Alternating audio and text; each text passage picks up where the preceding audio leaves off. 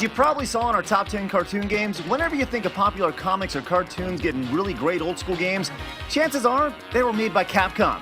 You can look all the way back from DuckTales all the way up to today's Tatsunoko vs. Capcom. I mean, these guys know what to do.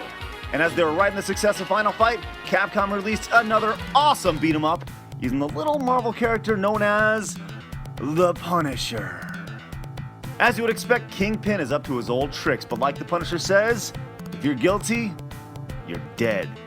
But with everything that tubby bitch has at his disposal, Frank Castle is going to need a little bit of help to carry out this sentence. Coming down from his flying fortress to lend a hand is S.H.I.E.L.D's very own Nick Fury. And I don't mean that stupid Marvel Ultimates Sam Jackson look-alike either. No. With the real Nick Fury, you and your buddy took down the streets of New York City and cleaned them up like nobody else.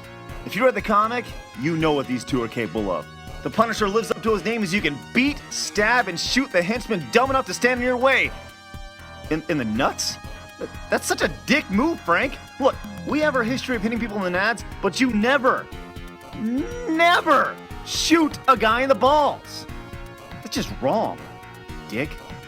Now, along with the nameless goons, you're going to get to beat on some real Marvel villains who, compared to their successors, actually get off pretty light. I mean, think about it. The Punisher back in the day is a weenie compared to what he's been doing lately. In this game, Frank Castle doesn't cut anyone to pieces, try to flatten them with a bulldozer, or impale someone on a tree and try to string their guts out in the branches while they're still alive. No. But the in-game Punisher, he's still a badass motherfucker.